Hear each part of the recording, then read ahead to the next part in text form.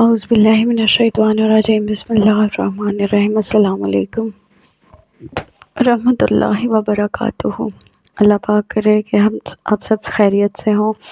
آج میں آپ کو روزے کی دعا بتاؤں گی، وہ دعا جو میرے آقا صلی اللہ علیہ وسلم پڑھتے تھے اور جو حدیث میں ہے۔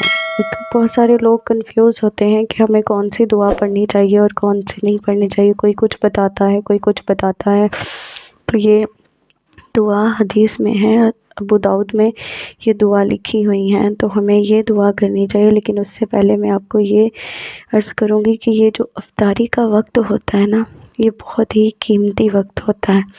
ہمیں چاہیے کہ ہم اس وقت کو ضائع نہ کریں، ہمیں چاہیے کہ ہم اس وقت میں اپنے رب تعالیٰ سے دعا مانگیں، اپنے رب تعالیٰ سے دعا کریں۔ جتنا بھی عموماً کیا ہوتا ہے، جو ہمارے ساتھ اب ہوتا ہے آج کل، کہ ہم لوگ جب افطاری کا وقت ہوتا ہے، خاص کر کے عورتیں کچن میں مصروف ہوتی ہیں، ڈشز بنانے میں، کھانے بنانے میں لگی ہوتی ہیں، اور مرد حضرات کو باہر سے کچھ نہ کچھ سامان لانے میں وہ مصروف ہوتے ہیں۔ تو اکثر یہ اسی گہما گہمی میں افطاری کا وقت ہو جاتا ہے اور روزہ افطار ہو جاتا ہے۔ لیکن یہ وقت بہت قیمتی ہے، ہمیں چاہیے کہ اس وقت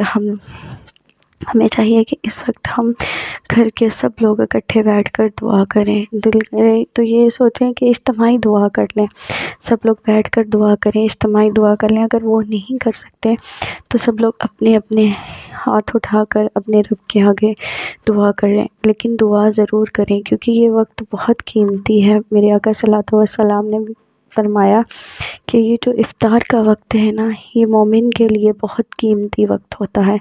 اس وقت میں میرے رب تعالیٰ کی ذات اللہ سب تمام مومنین کی جو روزے دار ہوتے ہیں ان کی دعاؤں کو قبول فرماتی ہے۔ تو ہمیں اس موقع سے فائدہ اٹھانا چاہیے۔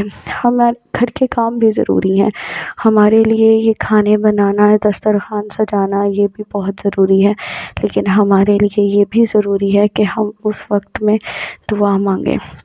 جو میری اور آپ کی دعائیں قبول نہیں ہوتی، ہمیں وہ اپنے اللہ سے مانگ لینی چاہیے، ہمیں اپنے رب سے مانگنا چاہیے اس وقت۔ کیونکہ کہتے ہیں کہ جب کوئی مزدور مزدوری کرتا ہے نا، تو اس کو اس کی مزدوری کا جب ٹائم آتا ہے تو اس کے چہرے پر کتنی خوشی ہوتی ہے۔ جب بھی میں یا آپ کوئی بھی کام کرتے ہیں، یا کوئی مزدور ہو وہ مزدوری کرتا ہے، تو جب اس کو اس کی مزدوری کے محنت کے پیسے ملنے ہوتے ہیں، یا جو اس نے سارا دن کیا ہوتا ہے کام، اس کو انعام ملنا ہوتا ہے، تو وہ اس کے چہرے پر کتنی خوشی ہوتی ہے، کتنی رونق ہوتی ہے نا۔ تو اسی طرح سے یہ جو افطار کا وقت ہوتا ہے، یہ ہم مومنوں کے لیے مزدوری لینے کا وقت ہوتا ہے۔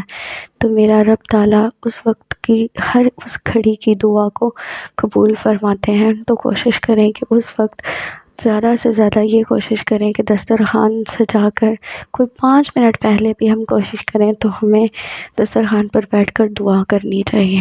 وہ قبولیت کی گھڑی ہے، اس سے اپنی رحمتوں سے، اللہ پاک کی رحمتوں سے ہمیں اپنی جھولی بھر لینی چاہیے۔ ان رحمتوں کی گھڑیوں میں ہمیں اپنی جھولیاں بھر لینی چاہیے، اور ہمیں اپنے رب سے اپنی ہر ایک دعا کر لینی چاہیے، مانگ لینا چاہیے۔ کبھی کبھی وہ بھی دعائیں ہوتی ہیں جو ہم کہتے ہیں کہ یہ قبول نہیں ہوتی، ہو سکتا ہے کہ وہ اس رمضان قبول ہو جائیں، ہو سکتا ہے کہ اس رمضان میں جب ہم افطار میں بیٹھیں اور اپنے رب سے دعا مانگیں، اور اس قدر اس سے عاجزی سے مانگیں کہ اسے ہماری ادا پسند آ جائے اور وہ ہمیں عطا کر دے۔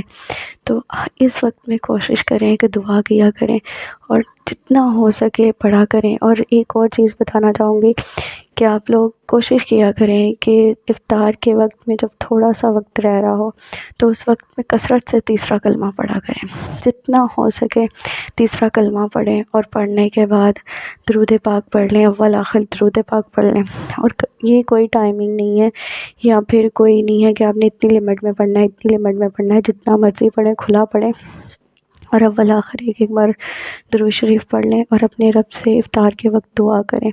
تو افطاری کے وقت جو دعا مانگی جاتی ہے وہ صحیح دعا ہے جو حدیث میں موجود ہے، اللہم لک صمت وعلی رزقک افطرت۔